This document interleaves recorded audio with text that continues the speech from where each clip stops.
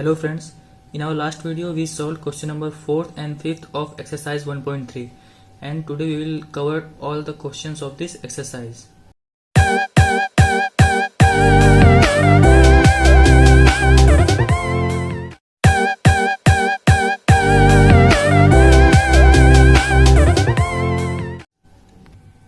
So friends, sixth question है, look several examples of rational numbers in p by q form where p and q are integers with no common factors. मतलब हमें ऐसे rational number लेने हैं जहाँ पे p और q के कोई भी कॉमन फैक्टर्स नहीं होंगे other than 1.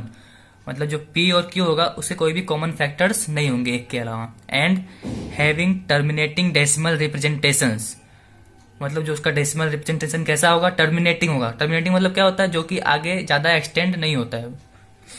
Can you guess what property q must satisfy, तो हमें ये गेस करना है कि क्यू की प्रॉपर्टी क्या होती है ऐसे क्वेश्चंस में.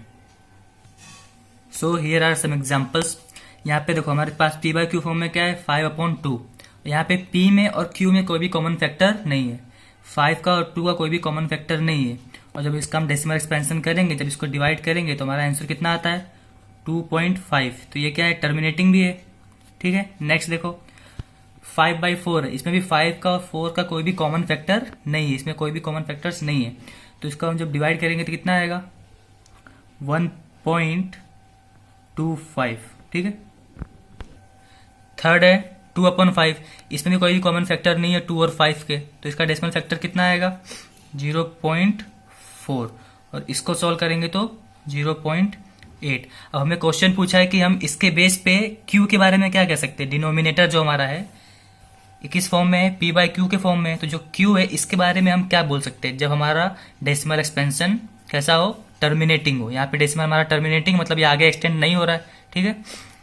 तो यहाँ पे जितने भी हम क्यू देख रहे हैं वो या तो 2 के फॉर्म में या तो 5 के फॉर्म में. मतलब पहला क्या था, 2 था. सेकेंड वाले में क्या है, 5/4. 5/4 को मैं क्या लिख सकता हूँ, 5/2 स्क्वायर. 2 स्क्वायर का मतलब 4 होता है, तो मैं 4 को 2 स्क्वायर लिख सकता हूँ. थर्ड में क्या था, 2/5 है, मतलब ये 5 के फॉर्म में है. जो उसका क्यू है वो 5 के फॉर्म में है. नेक्स्ट क्या है, 4/5, ये भी क्या है, 5 के फॉर्म में है. ठीक है. तो इससे हम क्यू के बारे में बोल सकते हैं कि जो डिनोमिनेटर होगा क्यू वो हमेशा 2 की पावर m और 5 की पावर n के फॉर्म में होगा. मतलब जो क्यू होगा या तो 2 का पावर होगा या तो 5 का पावर होगा, तभी हमारा जो ये पी बाय क्यू फॉर्म है वो टर्मिनेटिंग होगा. ठीक है. टर्मिनेटिंग नंबर्स में जो क्यू होता है वो 2 के पावर के फॉर्म में या फिर 5 के पावर के फॉर्म में होगा. जैसे यहाँ पे देखो ये 2 का पावर है, ये 5 का पावर है, 5 पावर 1 है, यहाँ पे 5 का पावर 1 है. एक और एग्जाम्पल हम ले सकते हैं, यहाँ पे 5/16 ले सकते हैं. तो इसका भी डेसिमल एक्सपेंशन कैसा आएगा, टर्मिनेटिंग. और किस फॉर्म में, ये 2 की पावर 4 के फॉर्म में.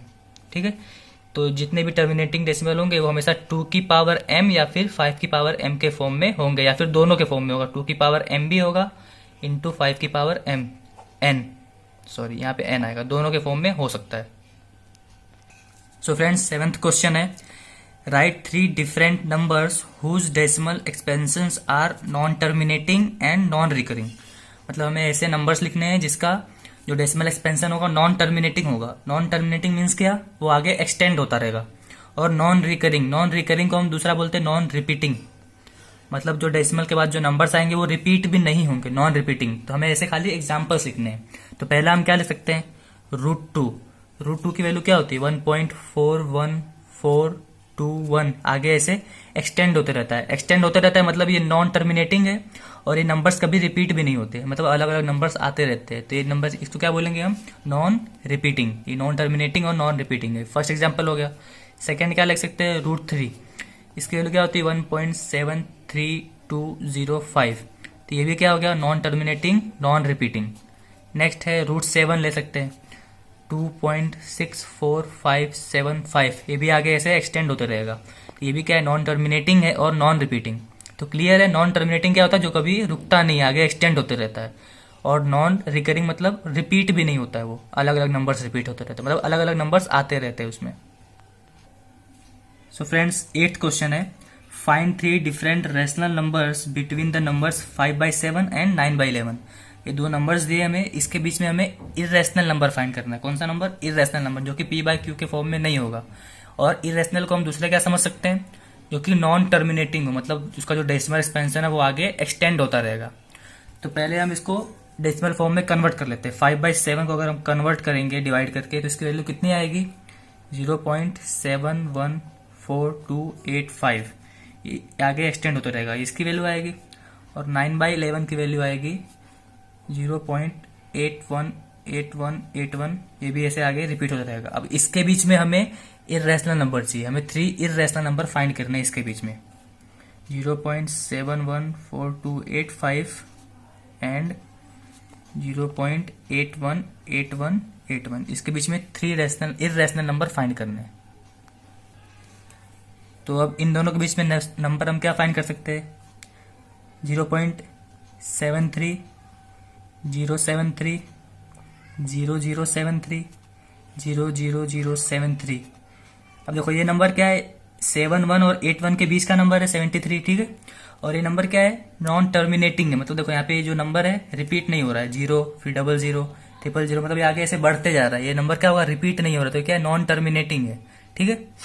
सेकेंड हम क्या ले सकते हैं, ऐसे ही इसके बीच में हमको लेना है, तो 0.74 074 0074 00074, ठीक है। तो आगे ऐसे 00 एक्सटेंड होता रहेगा। तो ये भी क्या है, नॉन टर्मिनेटिंग है और इर्रेशनल है। इर्रेशनल क्यों है, क्योंकि ये नंबर क्या हो रहा है, रिपीट नहीं हो रहे हैं, ये अलग अलग नंबर ऐसे 00 बढ़ते जा रहा है। तो जब 00 यहाँ पे एक्सटेंड होते रहेगा तो ये नंबर क्या होगा, इर्रेशनल। थर्ड क्या ले सकते हैं हम, 0.8 08 008 008 ठीक है। ये भी ऐसे जो जीरो है आगे ऐसे एक्सटेंड होते रहेगा, ठीक है। इसमें भी देखो क्या, ये 0.81 के पहले का नंबर है, ठीक है। 0.71 और 0.81 के बीच का नंबर है 0.80 800 फिर 8000। तो ये 3 नंबर्स इरेशनल हमको फाइंड होंगे। सो फ्रेंड्स, नेक्स्ट क्वेश्चन है 9th और ये एक्सरसाइज का लास्ट क्वेश्चन है। Classify the following numbers as rational और इरेशनल। यहाँ पे हमें कुछ नंबर्स दिए होंगे, उसको हमें रैशनल है या इरेशनल बताना है। तो सबसे पहले हम एक टर्म समझ लेते हैं, डेसिमल। डेसिमल कितने टाइप के होते हैं, 2 टाइप के, एक टर्मिनेटिंग होता है, दूसरा नॉन टर्मिनेटिंग। टर्मिनेटिंग होगा मतलब जो उसका डेसिमल एक्सपेंशन है वो आगे एक्सटेंड नहीं होता, ठीक है, कुछ रुक जाता है, कुछ नंबर्स के बाद वो स्टॉप हो जाता है, तो उसको हम क्या बोलते हैं, रैशनल होता है वो। जिसका डेसिमल एक्सपेंशन सपोज हमारे पास दिया है 0.52, तो ये आगे एक्सटेंड नहीं हो रहा है, तो ये क्या होगा, टर्मिनेटिंग, मतलब ये रैशनल नंबर होगा। नॉन टर्मिनेटिंग क्या होता है कि जो कि आगे बढ़ते रहता है, ठीक है, 5 2 3 4 ऐसे आगे बढ़ते रहता है, उसको हम क्या बोलते हैं, नॉन टर्मिनेटिंग। अब उसमें रैशनल कब होगा, जब वो नंबर रिपीटिंग होगा। सपोज अगर हमारे पास दिया है 0.525252, ये नंबर्स आगे एक्सटेंड हो रहे हैं, लेकिन क्या है, रिपीटिंग नंबर है, 5252 एक्सटेंड हो रहा है, तो ये क्या होगा, रैशनल नंबर होगा। अगर वो नॉन रिपीटिंग है 0.523415, अगर ऐसे नॉन रिपीटिंग नंबर एक्सटेंड हो रहे हैं तो वो क्या होगा, इर्रेशनल नंबर होगा, ठीक है। तो इसमें फर्स्ट नंबर है √23।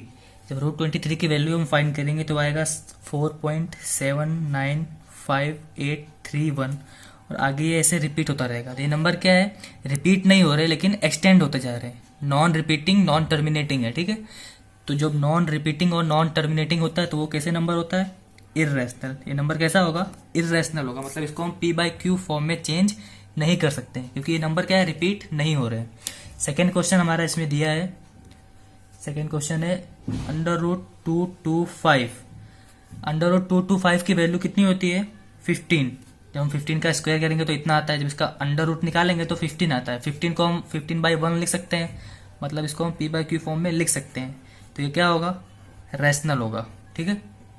थर्ड क्वेश्चन है हमारा 0.3796, इतना दिया हुआ है। तो ये नंबर क्या है, आगे रिपीट भी नहीं हो रहा है और एक्सटेंड भी नहीं हो रहा है, मतलब ये टर्मिनेटिंग नंबर है। तो जो नंबर टर्मिनेटिंग होता है तो वो क्या होता है, रैशनल नंबर होता है, ठीक है, सिंपल। फोर्थ क्वेश्चन है 7.78478 अब ये नंबर क्या है, पहले तो नॉन टर्मिनेटिंग है, मतलब ये आगे ऐसे एक्सटेंड होता रहेगा। और यहाँ पे एक चीज क्या दिख रही है कि 478 रिपीट हो रहा है बार बार, मतलब ये नॉन टर्मिनेटिंग रिपीटिंग है। तो जब नंबर रिपीटिंग होता है तो वो उसको हम P/Q फॉर्म में चेंज कर सकते हैं, मतलब ये क्या होगा, रैशनल नंबर होगा, ठीक है। लास्ट क्वेश्चन है इसमें 10, 100, 100, 1 4 टाइम्स जीरो यहाँ पे आएगा। ठीक है, तो इसमें क्या हो रहा है, जो जीरो है वो एक्सटेंड होता रहा है, मतलब जीरो बढ़ रहा है, मतलब ये नंबर रिपीट नहीं हो रहे हैं। यहाँ पे जो जीरो का नंबर है वो बढ़ते जा रहा है। यहाँ पे नेक्स्ट स्टेप में क्या आएगा, 5 टाइम्स जीरो आएगा, फिर नेक्स्ट स्टेप में 6 टाइम्स जीरो आएगा, फिर 1 आएगा। ठीक है, ऐसे मतलब जो जीरो है वो बढ़ता जा रहा है, मतलब ये नॉन रिपीटिंग नंबर है, तो इसको हम पी बाई क्यू फॉर्म में चेंज नहीं कर सकते, तो इसलिए नंबर कैसा होगा, इर्रेशनल होगा। ठीक है, ये नंबर होगा हमारा इर्रेशनल। यहाँ पे हमारा एक्सरसाइज 1.3 कंप्लीट होता है।